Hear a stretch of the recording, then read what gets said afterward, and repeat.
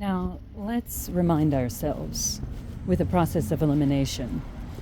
This is an Islamic territory and a few Hispanics. This is called Little Bangladesh and connected on to Koreatown. Mostly Asians. Now, I birthed 4 Asian children. The eldest is West Indian. You can help her get something. This place is filled. No, sir, not right now. Thank you. God bless you. And the eldest is Trinidadian. Now, if you look around, there are Pakistanis, Hindus, Sikh India, which is where I go to the store. Okay, and there's a few tacos and bread shops. But here's the thing. My son, eldest son in his 20s, also is from a country which borders, and his father works in Dominican territory. Okay? He's a federal officer. So the stupid part is I'm not a gang member. And I'm flattered if you believe that I am, but I'm not. I love music. I love world music. And a lot of the artists are really adorable and cute and talented. I don't really want to be personal with anyone. And I haven't really received any marriage proposals, okay? So for their ladies, there's really nothing to be nervous about. The other thing is, as far as food is concerned, I love world food and world culture, and I always have. English is my 3rd language since birth, so I kind of have a lisp on my tongue when I speak.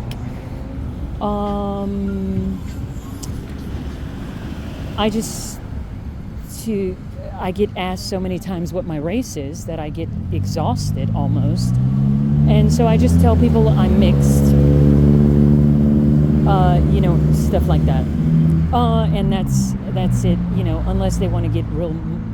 They try to become very brutal with the race game. And that's rude. You don't see me doing that to you. And most people are more than one ethnicity, but I don't really bother people with this. Anyway, let me make this brief and to the point. There's a Bangladeshi cafe here. The reason I eat this food here is a lot of, since childhood, since birth, this is the food my family cooks. And we were born in the Gulf of Mexico. We did not eat slop. We eat really good food. And I moved on and had 4 Pakistani and Indian children. Natural birth. And so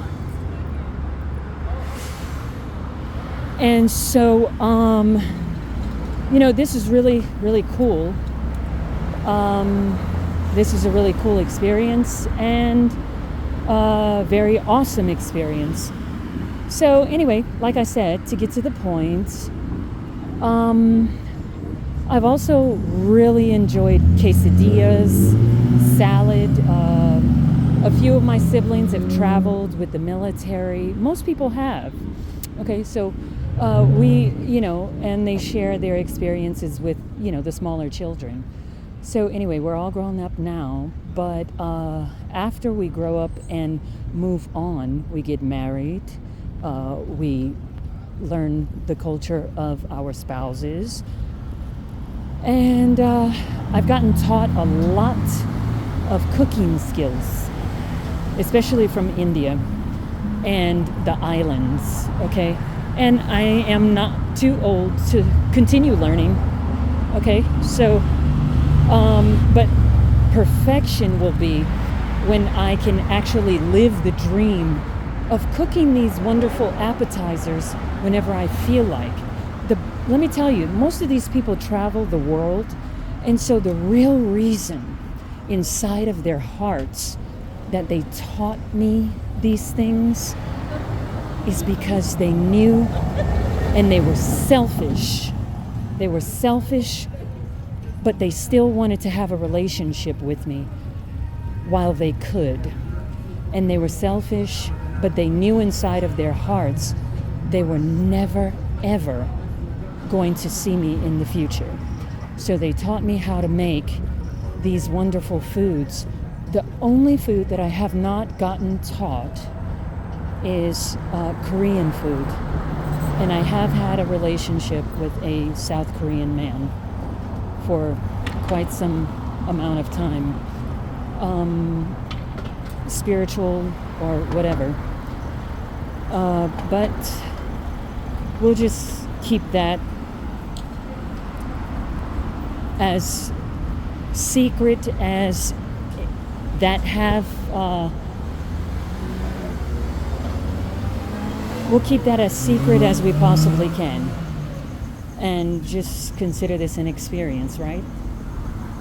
So anyway, and you often wonder, well, were these history classes in a college or university with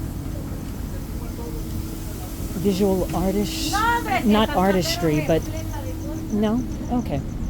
So sometimes you have to forgive them. They'll blurt out answers to things. So try not to ask questions is, I guess, the key. Anyway, Japanese food I've been eating since I were like 8.5, 9 years old. And Chinese people taught me in the Gulf of Mexico how to do professional aesthetics.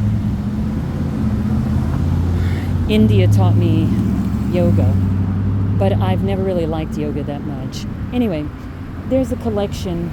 I could make what do you call those? Those books that people make, scrapbooks. Usually they make scrapbooks when they're traveling the world. And I'm kind of like stuck right now, stuck in like one place, and this is becoming very stressful. So anyway, I was trying to make a clear point here that was going to be like short and brief, but it looks like this is turning into more than that. So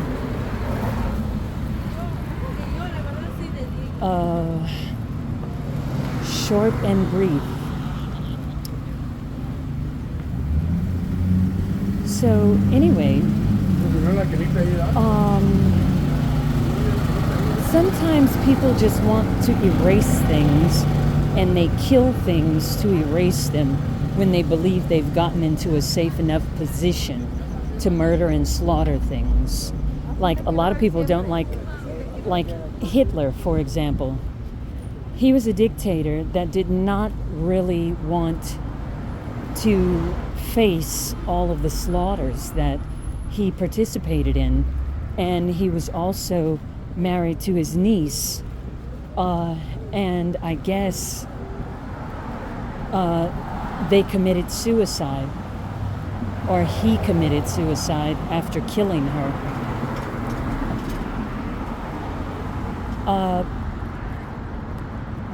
I love myself. I love life. I'm not a gang member. I'm not a part of a terrorist group. And I'm always getting rejected by men that shared themselves with me, and then they can't kind of move forward. They have to clamp on to someone that's right in my face constantly, like with constant contact. And you start to say to yourself, why?